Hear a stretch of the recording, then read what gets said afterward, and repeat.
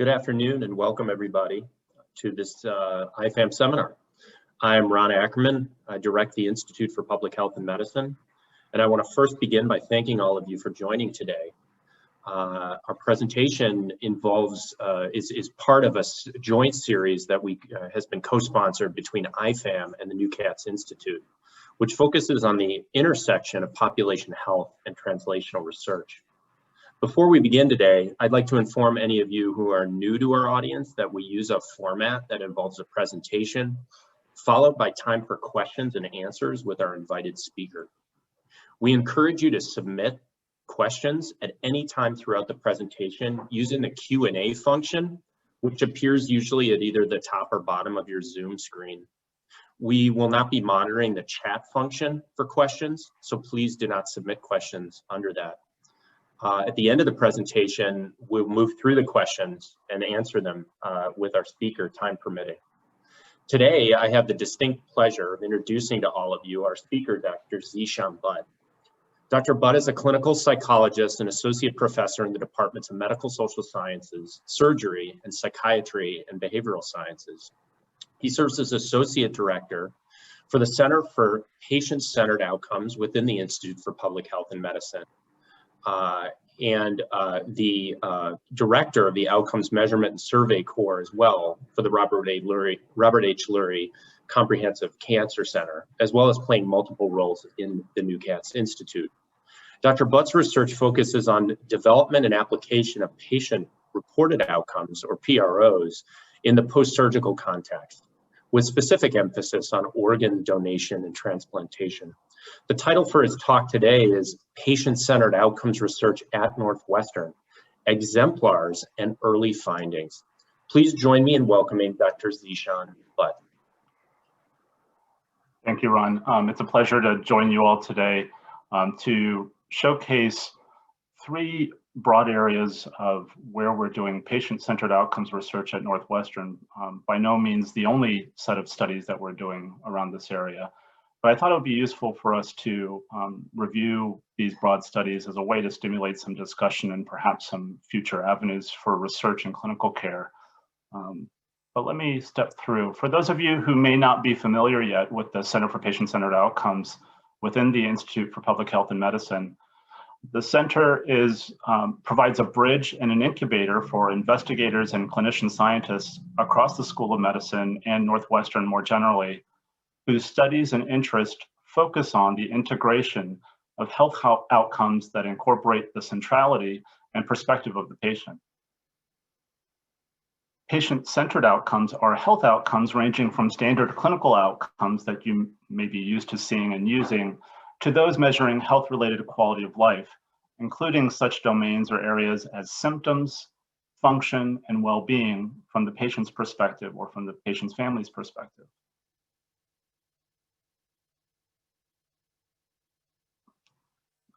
One reason for the mission for the center is that a belief and an understanding that integrating the voice and perspective of patients and their families holds promise to improve healthcare more generally, access to healthcare, and decision-making related to healthcare.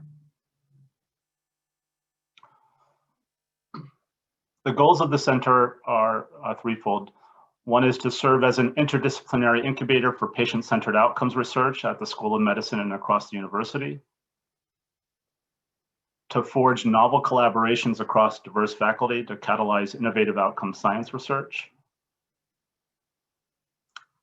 and a training missions to promote scientific discourse and training in patient-centered outcomes research. As Ron mentioned, I serve as the Associate Director supporting Dave Sella, who is the Director of the Center for Patient-Centered Outcomes. And today what I'm going to be doing, as I mentioned earlier, is to cover three broad areas where members of the Center for Patient-Centered Outcomes are involved in patient-centered outcomes research. I'm going to step through high-level highlights of those studies and where they stand in progress, and then invite us to some discussion about the projects more generally, but also the enterprise of doing patient-centered outcomes research. The first set of studies that I'll be describing involve the center's interaction with the FDA and a set of protocols for drug development tools. And I'll say a bit more about that in the next few slides.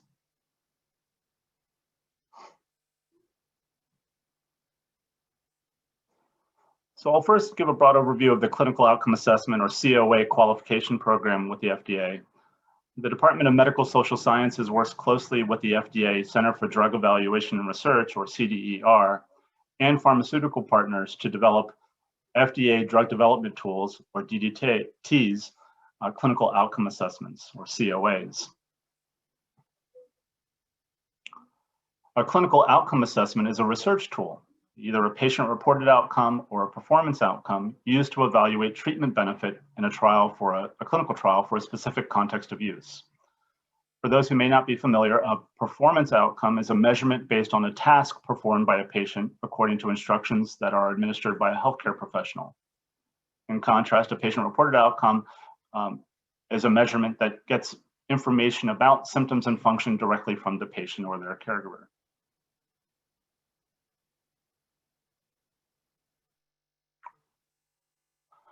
The FDA recently has defined a process for the development, review, and finalization of clinical outcome assessments called the Qualification Program.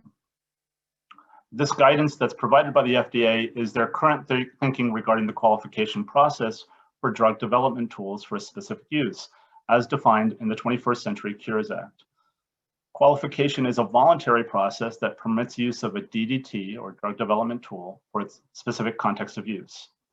Said in another way, once partners go through the FDA process of having a clinical outcome assessment qualified, one can use that clinical outcome assessment in a well-defined and reliable clinical trial for a specified context of use. The qualification represents a conclusion by the FDA that within the stated context of use, results of the assessment can be relied upon to measure a specific concept and have a specific interpretation and application in drug development and regulatory decision-making.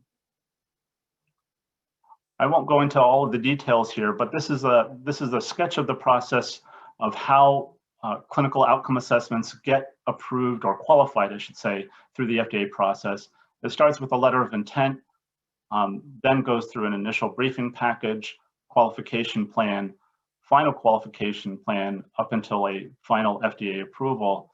While it's very easy to put this on the screen as 4 distinct steps, this represents a lot of work over potentially years of development that involves qualitative and quantitative input from patients and clinicians along the way. At the end, once one gets to the final FDA approval, following an approved final qualification plan, there's a clinical outcome assessment that can be used for a specific purpose, for a specific population, that then can facilitate drug approval processes. Within medical social sciences, we're involved in a number of these DDT applications or qualifications. I've highlighted them here.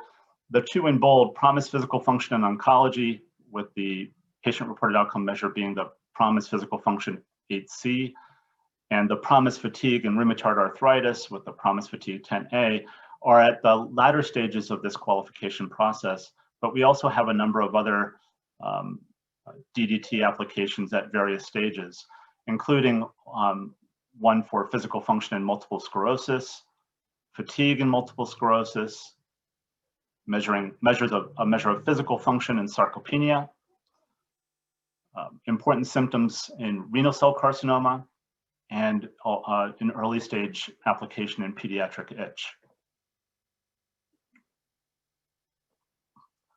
I'll highlight some of the progress made on the 2 applications that are further along in this process. The first one being the PROMIS Physical Function in Oncology application.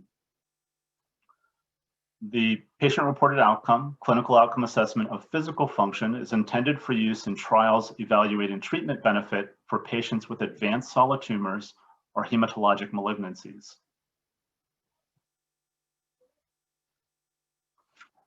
The candidate patient-reported outcome that's going through this qualification process is the 8-item PROMIS Physical Function for short form. For those who may not be familiar, PROMIS stands for the Patient Reported Outcome Measurement Information System. The physical function short form selected is an 8-item measure that's within that system. It was developed in collaboration with the FDA and NIH leaders, industry representatives, clinicians, and patients. A full qualification package, or FQP, has been submitted to the FDA detailing the development, validity, and proposed use for the short form as a clinical outcome assessment fit for use in oncology clinical trials.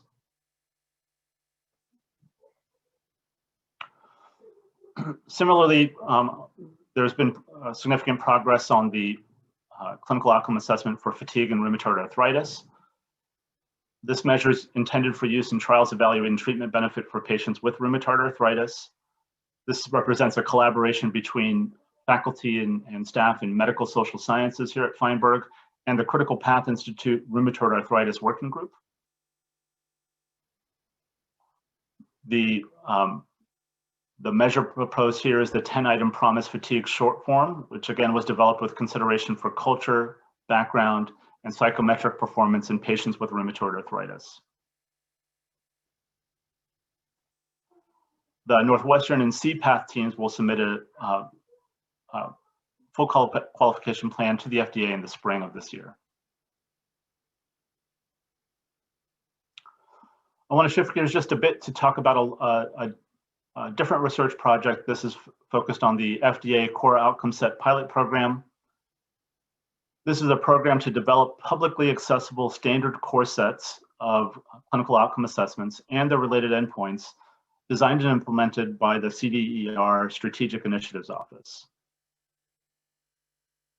These core outcome sets of clinical outcomes are intended to cover multiple patient-relevant outcomes and treatment contexts. NUCATS, or the Northwestern University Clinical Outcome Assessment Team, is a core outcome set project funded under the FDA under what's called a UG3, UH3 grant mechanism. For those who may not be familiar with this mechanism, the UG3 is a planning stage and the UH3 is an implementation stage. NUCATS is developing a core outcome set of patient-reported outcomes and performance outcomes of physical function that are appropriate for use across sarcopenic comorbid conditions and rare disorders. And here are several members of the NUCATS study team, including many members of the Center for Patient-Centered Outcomes, along with some outside collaborators.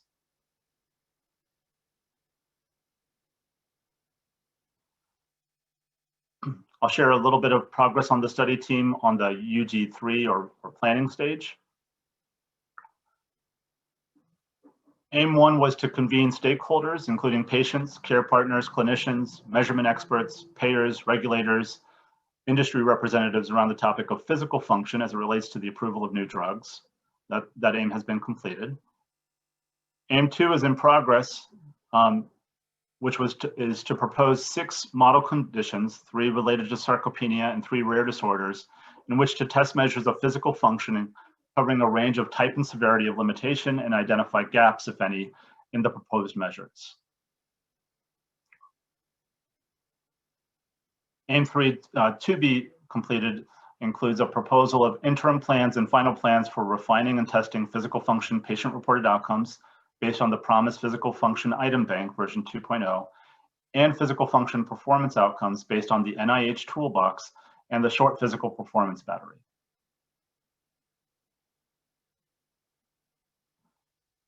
This is a graphic representation of both the planning and implementation stages.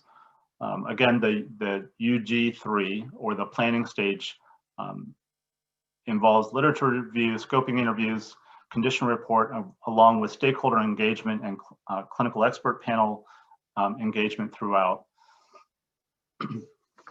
which was presented to an external technical advisory committee and a program steering committee along with the FDA for review. The UH3 or implementation phase will be beginning in the fall of this year.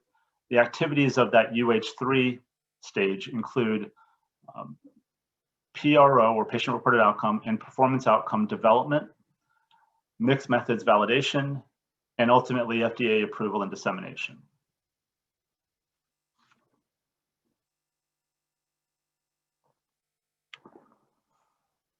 So that represents the first umbrella of work that several members of the Center for Patient-Centered Outcomes are doing involved related to patient-reported outcomes and patient-centered outcomes as it relates to FDA regulatory guidance. I'm going to switch gears to talk about another project that's called the Implementation and Evaluation of an Expanded Bilingual Electronic Symptom Management Program across a multi-site, fully integrated comprehensive cancer center, or NU Impact.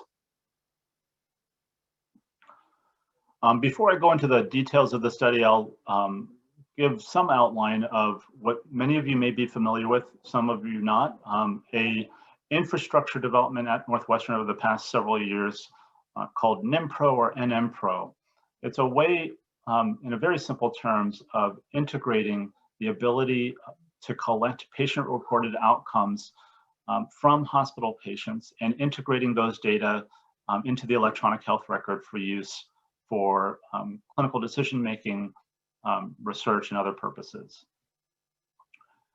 At the Cancer Center, they've been at the forefront of implementing NIMPRO into their clinical workflow, and I'll describe in a very brief schematic how that happens. In the usual care for cancer patients at the central region, patient completes a patient-reported outcome set of measures at home or in the clinic. Those scores are then pushed to the electronic medical record, where they can be viewed in several views within EPIC, the electronic health record, in the synopsis tab, a report view through snapshot, or questionnaire encounter by a chart review that's available for providers to review and discuss with patients during their appointment. And then for any patient-reported outcome where a patient scores at a predetermined threshold of severity, those trigger alerts via EPIC inbox messaging to either the patient's physician team, social worker, dietitian in the specific ways. When a patient completes measures of fatigue, pain, or physical function that indicate severe levels of function or dysfunction, those alerts are pushed to the nurse, which are then managed and noted during dot phrases. Measures of anxiety, depression, and practical needs are used to triage the potential need for social worker intervention, which are managed and noted using dot phrases. And nutritional needs, including constipation, nausea, vomiting, and diarrhea, all important and common symptoms in the cancer population, can be used for triggers for a dietitian intervention. This is the basis for building off of this existing infrastructure for new impact, and I'll say more about that in the next few slides. So New Impact is a study that's has as its principal investigator Dave Sella. It's an NCI-funded 5-year project of $7.9 million, includes clinical sites in the central, north, and west region. The general idea is to test the effectiveness of a system-wide symptom management intervention. The idea is an expanded application of the integrated cancer symptom monitoring that I just reviewed using NIMPRO to outpatient cancer clinics across all NMHC regions, including an enhanced patient engagement feature. The approach for the New Impact study is a hybrid trial design designed to test the effectiveness at the system level and patient level. Clinic level randomized rollout implementation trial along with a patient level randomized controlled clinical trial.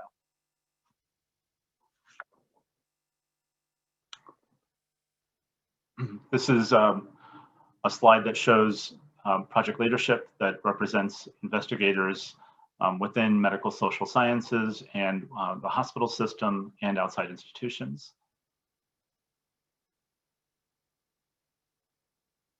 The rationale for New Impact is that there's been inconsistency in timely delivery of improved symptom management interventions across the health system. And so the idea is to build upon an existing integrated cancer symptom monitoring and management system built on NIMPRO to test the effectiveness of both a system-wide symptom management intervention and an enhanced care approach at the individual patient level, which I'll discuss in just a few slides. So this is at its heart, an implementation study. 3 broad aims for the New Impact project. First aim being to implement a fully integrated oncology symptom assessment and management program across 6 clinical units that are part of NMHC healthcare delivery system. To evaluate the impact of the program by conducting a hybrid type 2 effectiveness implementation trial. To evaluate the enhanced care program, which includes symptom monitoring and symptom management relative to usual care on both patient and system level outcomes. And the third aim is to identify facilitators and barriers to implementation and disseminate to other health systems. So I'll go into more detail in just a bit, but this is an RCT, a randomized clinical trial built into an implementation study. This study would not have happened without clear and constant partnership across the hospital team, the Cancer Center, and the Northwestern University Impact team, with each unit providing important leadership. On the quality side, implementation facilitation for workflow development, plan rollout, training, monitoring, and reporting on important metrics. On the NU side, implementation guidance, provision of patient-reported outcome expertise, fostering implementation strategies, supporting engagement and buy-in from clinical teams, evaluation of implementation, and identification of best practices. And at the Cancer Center, implementation management, plan implementation, engaging and supporting clinicians, engaging in patient participation, sustaining, managing, and enhancing the workflow.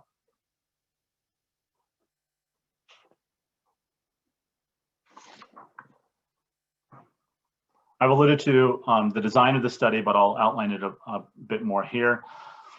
This is a hybrid type 2 effectiveness implementation trial with a clinic level pragmatic randomized rollout implementation trial with a projected N of 12,000, modified step wedge, drawing comparisons within and between sites via evaluation and implementation of the usual care, along with the NU impact intervention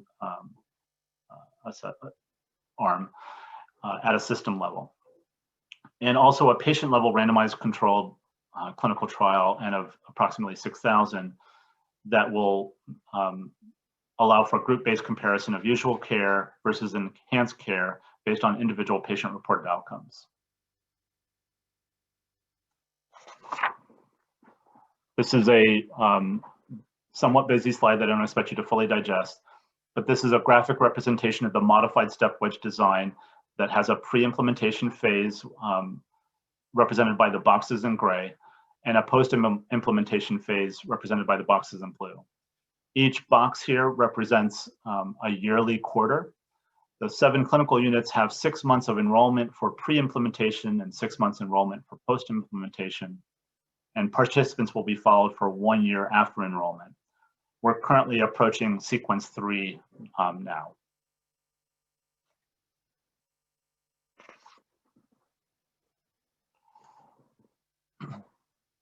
And because at its core, this is a implementation study, several aspects of implementation will be assessed at regular time points, including the acceptability, adoption, appropriateness, feasibility, fidelity, penetration, and sustainability of the intervention using a variety of techniques that really get at involving patients and other stakeholders along the way.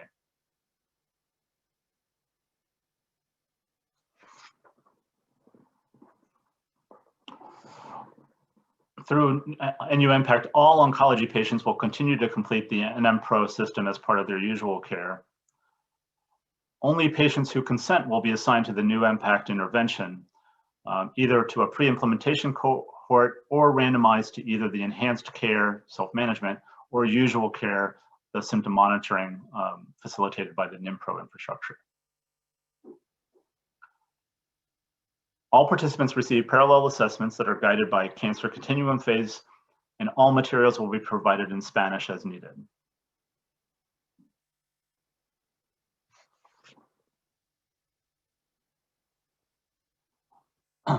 This table just gives an idea of where we are with accrual, with total enrollment so far at 9,300. Those consented to do the initial baseline assessments are at around 1,000.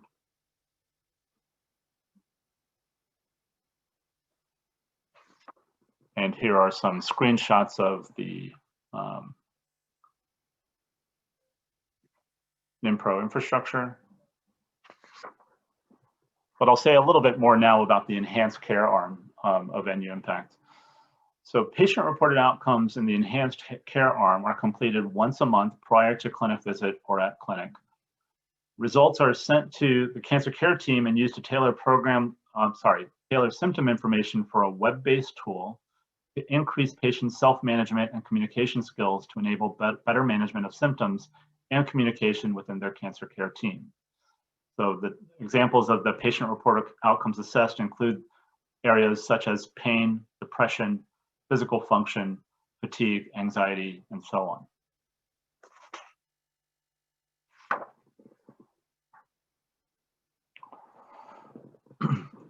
So again, this is part of the enhanced care. This is the web tool that's presented for patients who are in this arm. And you can see here that patients are given additional information about their symptoms to learn how they can better manage their symptoms.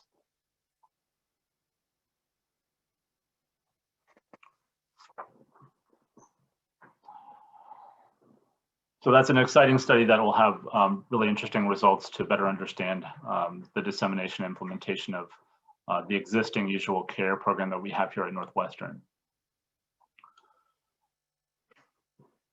The last study that I'd like to highlight today in our time together is a study titled Engaging High-Need Patients to Produce Scalable, High-Value Healthcare. This work's being done as an NM-NU collaborative partnership funded by the Peterson Center on Healthcare. It includes the following components: a quality improvement initiative, using a clinical dashboard and clinical care using 2 high-need patient samples, patients with chronic kidney disease and patients with cancer. It also involves a research study to evaluate dashboard implementation and user experience. I'll say a bit more about all of that. So the basic idea for this Peterson-funded project is to involve patients in shared care planning or co-production. Patients and families contribute patient-reported outcomes, and the physician and care team contribute clinical data, such as vitals, labs, and meds from Epic. Those patient-reported outcomes in the clinical data are then used to populate a dashboard. The central information is available in both Epic and in MyChart and after visit summaries, or AVSs. The dashboard highlights goals and concerns, facilitates discussion and shared care planning for both patients and providers. Patients and families monitor health and symptoms in collaboration with the care team. The idea being that shared care planning supports optimal, appropriate, and lower cost.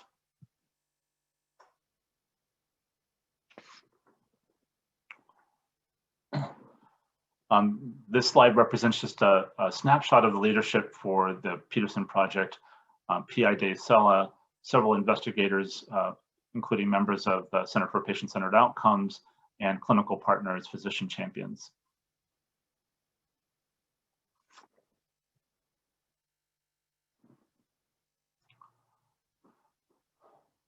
So another way of thinking about this really very interesting study is how the dashboard gets developed as a way for using shared decision-making to assist with symptom management. So on the provider side, we have clinical data feeding into, along with feedback from patients and families in the form of patient-reported outcomes to facilitate a partnership and co-production of care. And that co-production of care takes in information from the personal health record of patients and their families, and electronic health records, including clinical data that's provided by physicians, ultimately to produce a platform that holds promise for delivery of high-value healthcare services, optimal health, and research for individual patients and populations as well.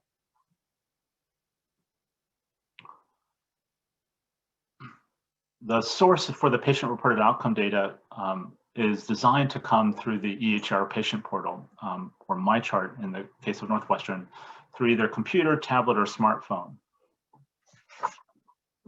Ideally, these are completed at home on one of those devices, but can also be completed in the clinic with staff assist for patients who either aren't on MyChart or have difficulty using MyChart. This can be done by telephone or in the clinic. And you may have seen emails like this if you get your clinical care at Northwestern, but there are these emails that prompt patients to go to MyChart to complete the questionnaires that are waiting for them.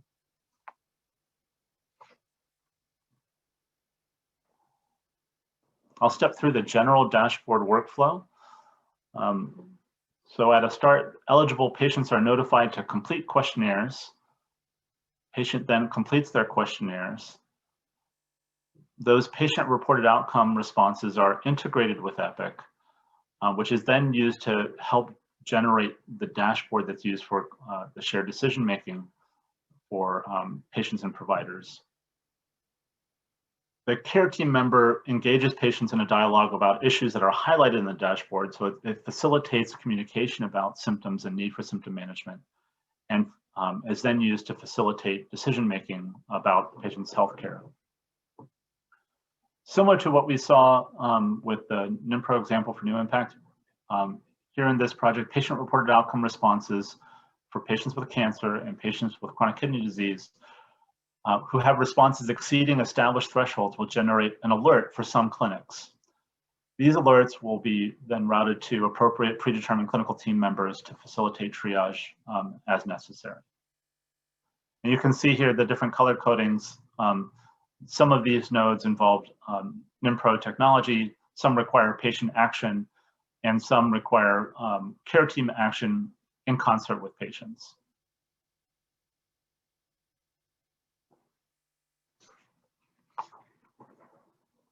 Are you there? Hello? Hi. Yeah, we lost you for a second. Oh, I apologize. Don't know exactly where we lost you, but just keep continuing. You sound fine now. My apologies. So over the last calendar year, the Peterson team has successfully concluded its design phase and implemented the dashboard in clinics. Data collection began with the start of the demonstration project after a brief run-in period over the summer to address COVID-19 and changing clinical workflows. And here you see a summary. It's been a lot of activity for 2020, made more remarkable with the disruption due to COVID. And again, AVS here stands for after visit summary.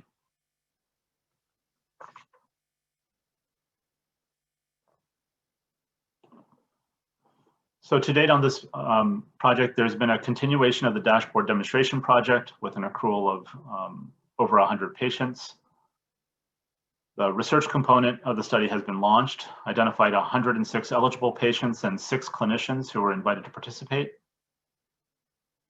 And there's been an investigation on dashboard engagement and usership, which has identified real-world barriers and facilitators to dashboard use across clinics and helped to develop and initiate an enhanced support plan to address identified needs. Some of you may be wondering, well, what are the real-world barriers and facilitators to dashboard use in this context? And the general themes that have come up so far in this review by the study team include things like patient compliance. So when patients don't complete the questionnaires, there's less perceived value in the dashboard, and therefore clinicians may or may not use those data in appointments. Qualitative data that's been collected by the team has suggested that patient compliance is linked to provider buy-in and use. Another obstacle that's being overcome is one related to technical literacy and MyChart engagement, which I think would be a great topic for discussion if folks are interested at the end.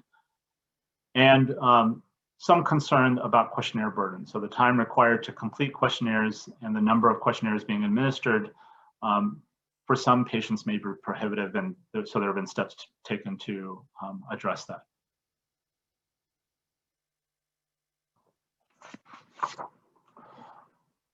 Another point that might be worthwhile for discussing, these are participation rates for the different populations. The color coding may not come out as well as I'd like, but the bottom line represents the percent completion for baseline assessments for our patients with chronic kidney disease, which are relatively low, slightly higher for patients with cancer, and then the total number above.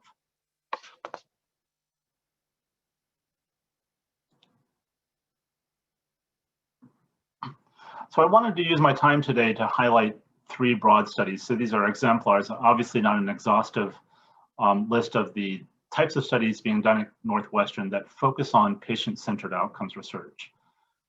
And in thinking about this, I hope you have a flavor for what we mean by patient-centered outcomes research. PCORI, the Patient-Centered Outcomes Research Institute, funded by and partially funded by the Affordable Care Act, over a decade ago, or almost a decade ago, I defined patient-centered outcomes research as helping people and their caregivers communicate and make informed healthcare decisions, allowing their voices to be heard in assessing the value of healthcare options.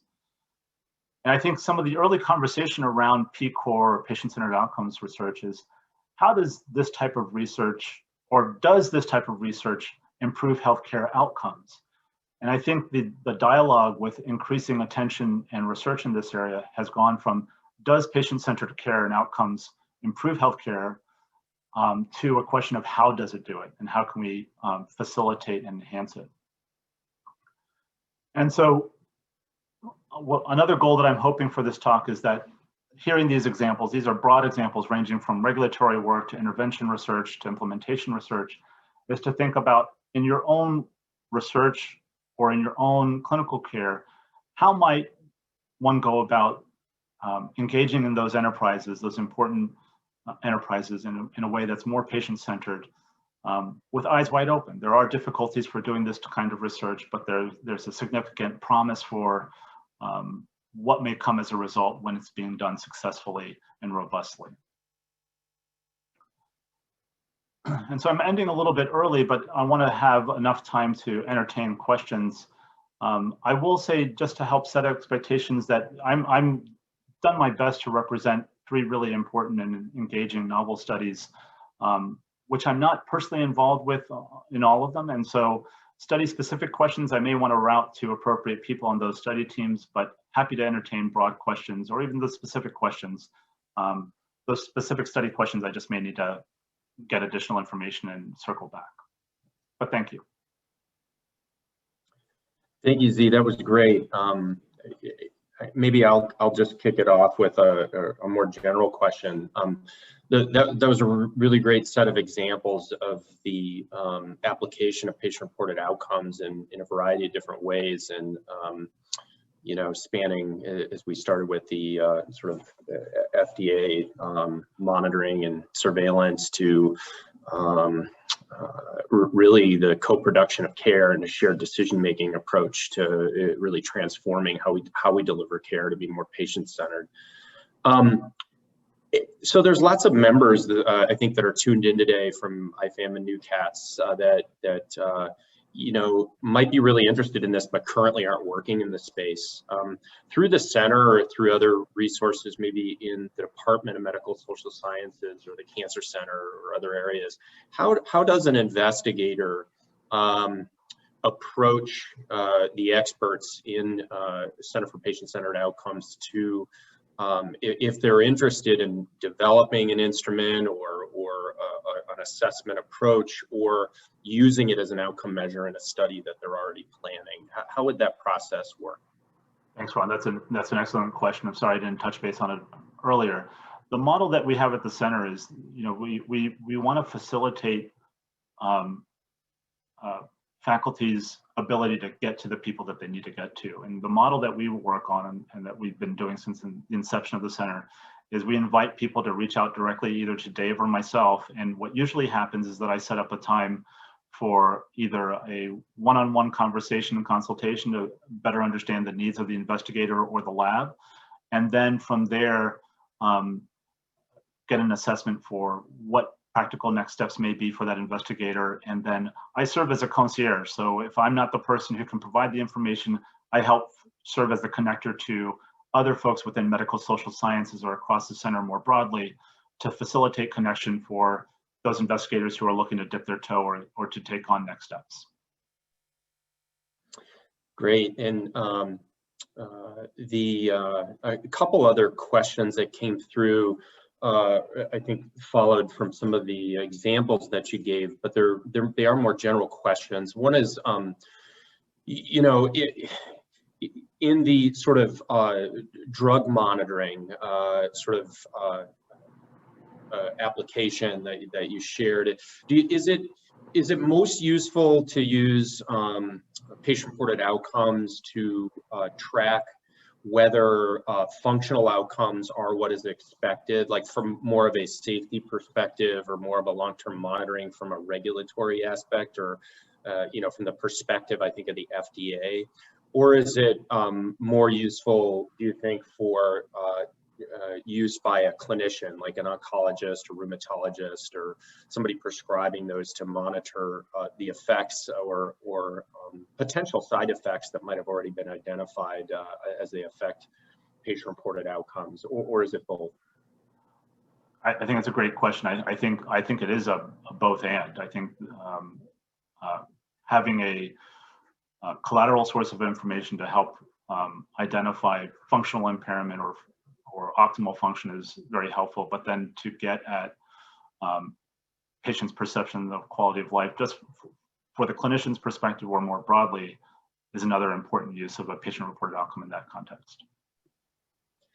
And another related question, the clinical trials that lead to FDA approval may have focused on particular safety or clinical outcomes that maybe aren't patient reported or patient oriented, and well, they're usually patient oriented but not patient reported. And if there's incorporation and monitoring of functional outcomes or things that are more from a patient perspective, what if those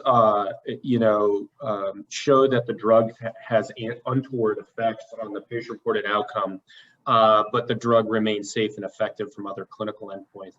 How do you integrate all of that, and how does the FDA think about that in the long-term monitoring of drugs when they use patient-reported outcomes? Oh, that would be a great additional talk. So I won't hope to wrap this up with a pretty bow in a sentence or two, but I think part of that tension has been part of the difficulty in including patient-reported outcomes as part of the FDA regulatory process. And so, the use of the qualification process for patient-reported outcomes in some respects is to facilitate the ability of drug development to include relevant patient-reported outcomes as part of label claims. And so I think that that's a broader strategy on the drug development side about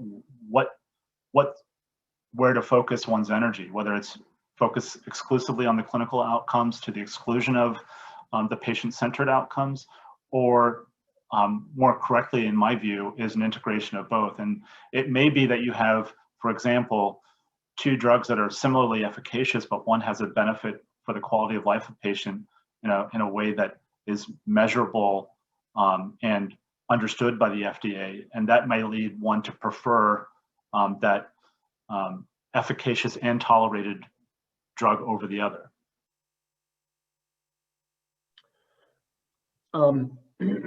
Another participant asked, as you wrapped up, you mentioned some difficulties with patient-centered outcomes research. They wondered if you could elaborate a little bit with experiences of your own and some of those challenges. Right. So when there's a temptation, right? So when you get invited to do a talk like this, to do a little chest puffing and say everything's good, but research is difficult, period. Patient-centered outcomes research has its own set of difficulties that I think people should have their eyes open for. It's not just a question of throwing a questionnaire at someone and then moving forward and saying that you've done patient-centered outcomes research. Thinking about how to engage with patients so that there's buy-in not just from the patient, but also the clinician and the entire care team is a process. And I think knowing how best to optimize both parts of that equation is frankly part of the research that needs to be done. Because while I think that we've moved a long way, the needle of aspirational goal that doing things that are patient-centered, whether it's clinical care or research, should lead to better outcomes. It, in many ways, was an unanswered question. It was more of an aspirational goal or a philosophical position. Now there is more data to show that when we do patient-centered research, it can lead to important benefits to healthcare outcomes. And so I may not be addressing the questionnaires with additional specific examples, but we need to think through how best to engage clinical teams and healthcare recipients, patients and their families, to make the promise of being able to do this, whether it's shared decision-making or other types of processes, to make it in a way that's maximizes the impact of the healthcare benefit that we think and know should come as a result. The next question relates, I think, to the co-production study funded by the Peterson Center, and it asks about the use of dashboards, and I think maybe just if you're able to give any more information about how the dashboards are used and who views them. And the question specifically asks, and I imagine if it's being looked at from a multiple patient view and the dashboard reflects care across patients, that it might, or across providers, that it might either identify some patients with particularly sensitive conditions, maybe they're referring here to mental health conditions or Sure. things that might be considered more sensitive. Another is that it might identify particular providers as not doing well or not providing care as consistently aligned with a patient's perceived goals. So I wonder, does it create some challenges in terms of confidentiality in the way that the dashboards are being used? That's a really important question. What I'd like to do for that specific question, so that I don't misspeak, I'd like to invite the questioner to email me, and I'd be happy to help get some additional information about how that's being handled for Peterson, and maybe some additional thoughts on how to move forward more broadly beyond Peterson for dashboards for just those reasons. I think very important issues. Okay. And we have another question. I hope I get this right, and we can ask for confirmation if I'm not, but I think it relates to the last example, but it says the acceptance rate is very low, 1,000 of 8,000. Are there concerns about representativeness of the study population? I think there have to be. I mean, that's the shortest, most direct answer. It's an empirical question though too, to demonstrate whether those people who opt in for those baseline assessments are similar or similar enough to those who opt out. So important questions that I know that study team is addressing.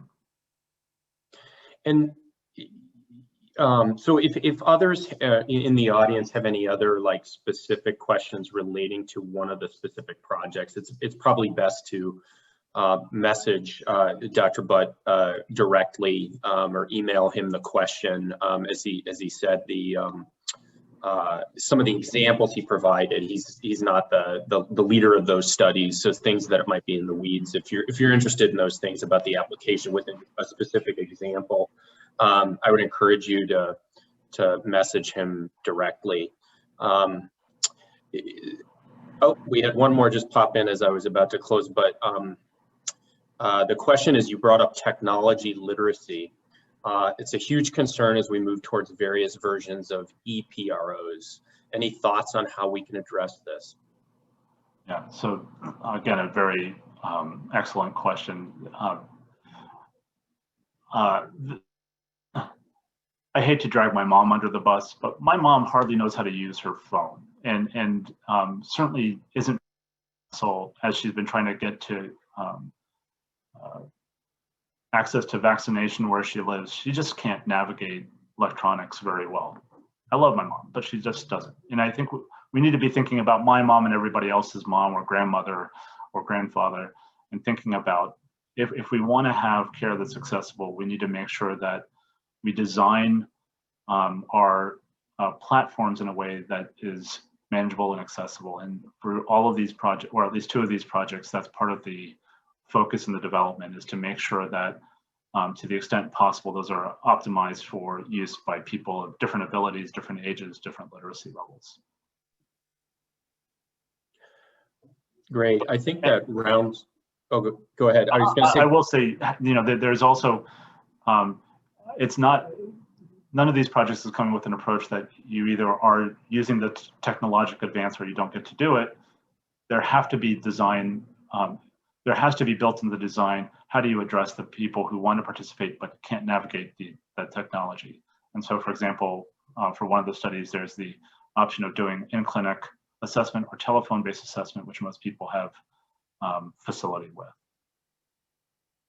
And correct me if I'm wrong, I think there are actually people who spend their time working on that within medical social sciences on actually use of different technology formats, and, you know, with people with limited visual acuity or dexterity or other functional limitations that make it challenging for them to interact with technology interfaces.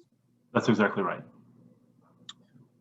So I want to thank you again, Z, and you know, on behalf of the whole audience, I think that this was a wonderful talk. It gave us a great example of the application of PROs and took it from, you know, a science of psychometrics and development of measures to, you know, application in many contexts that are worldly and policy influencing and advance our care mission. So that was really, really great, really helpful. I'm sure it inspired a lot of people to be more interested in the use of PROs in their own work, in the hope that they might collaborate more. Is there anything you want to leave us with? I do want to say, actually, before we part, that we've posted in the chat that you know,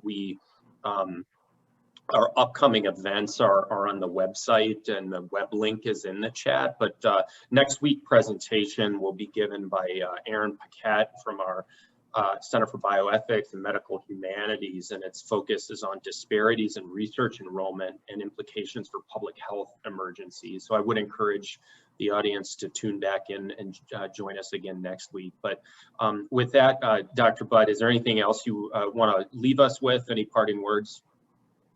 Well, thank you again for the opportunity to speak to the group. And I would just invite folks, if you have specific questions about studies that you heard about, but also more importantly, if you have interest and desire to move into doing some of this type of work, please be in touch, and we'll make sure that you're connected with good folks across the School of Medicine to help out. Great. Thank you so much, and thanks everybody for joining. Great. Have a good day.